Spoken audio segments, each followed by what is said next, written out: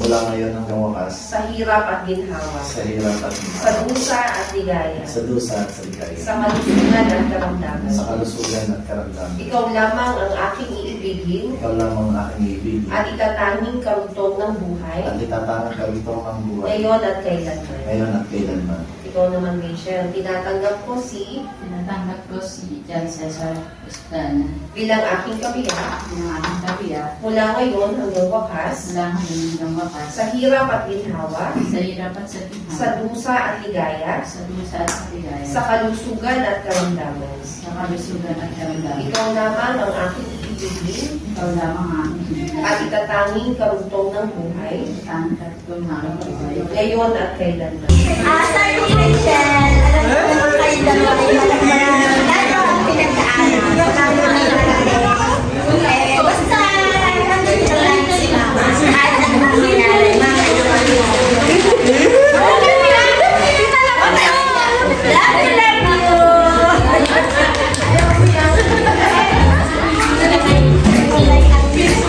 Love Rachel, Saturday. Alam na ng Diyos yan. At mga kapatid mo na wala man akong pinansyang nabigay sa'yo, pero alam mo yan.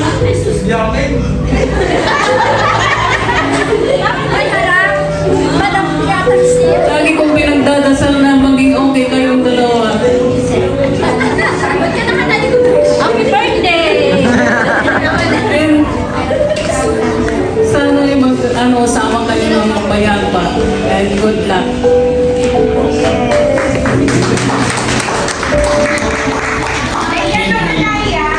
Sabi nga kaya mo siya, nakasal na kayo. Lalo na Sir Jay, hindi ka namin nakasama. Hindi ka na lalo nakalabas. Hindi ka na lalo nakalabas. Salamat, Rachel. Pero yun, simula magiging magkababata. Nagkasalo na kayo ng mga...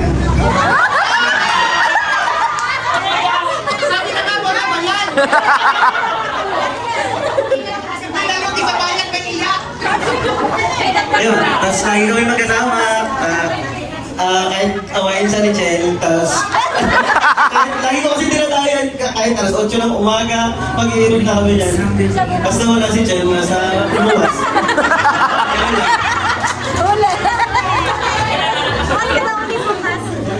Basta yan, masaya ako para sa inyo.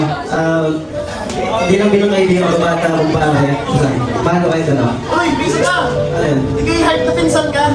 Ayun. Pinsan sa labas. Hindi pa gano'ng kilala. Yan. Salamat. So, tulad na sinasabing message yung mga kinakasal, ano man laging pipiliin ang isa't isa. So, whatever happen, alam ko naman, napatunayan nyo na ang tibay ng dalawa, marami na ng pinagdaanan. Kaya yung darating, manina lang, maliit na lang yung mga darating. No? God bless you both. Mahal namin kayo. Ito si Sir JR, may ako lang po Sir JR. Uy! Wala, wish ko lang. Kasi yung isa lang sila. Here.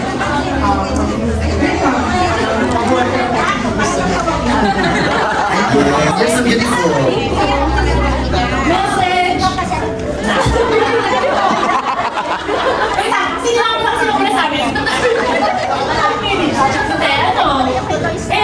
Alam mo naman yan, medyo happy naman ako kasi lahat sila okay na. Yun naman yung... Goal ko talaga yung dami ng ate nila na maging okay sila lahat. Parang make sure ko talaga na lahat okay sila. And happy ako na okay na rin. Ayun lang, message ko sa inyo. Bawas-bawasan yung pag-away-away sa walang kantang bagay. Para hindi na nakakanta ng birthday ni Vera. Tsaka alam ko naman kayo sa nakita ko yung pag-mature ninyo na marunong na rin kayo makinig, tapos nakikita ko na naayos naman yung pamilya nyo, tapos itong pagpapakasal nyo, ang tagal na namin sinasabi, pero finally, nag-give in na kayo. Buti naman, di ba? So, sabi ko sa inyo, lahat ngayong nagpapakasal kayo, lalong darating ang maraming blessings sa inyo. So, I'm so happy for you, I'm so proud of you. Sa lahat ng mga kapatid ko, I'm so proud of them. Kasi wala na ako sakit ng ulo. It's okay. Yun lang. Congratulations. Thank you so much, Ma'am Sam. I love you. Nasa Manila sila ay talagang bigyan na talagang bumabaha na yung mga pagkakabi nila Tita Aileen as a pag-aalala. Pero ngayon na walang lahat.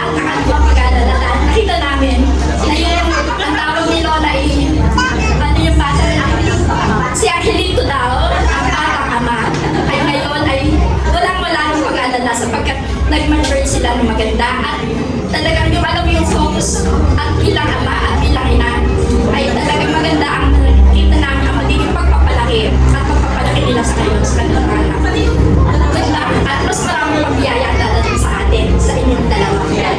Salamat sa Diyos. Thank you so much, Ma'am Elsa.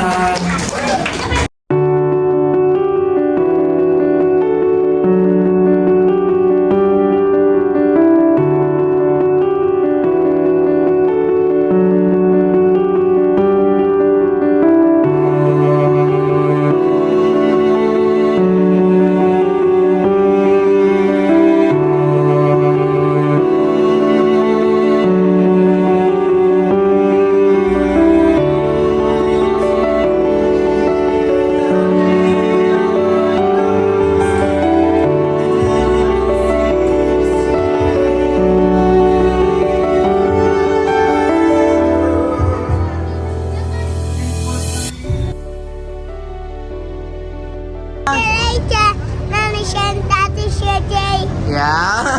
Congratulations, Arlene and Adoration 6-7 from Campus 2.0. Congratulations, Arlene and Nation.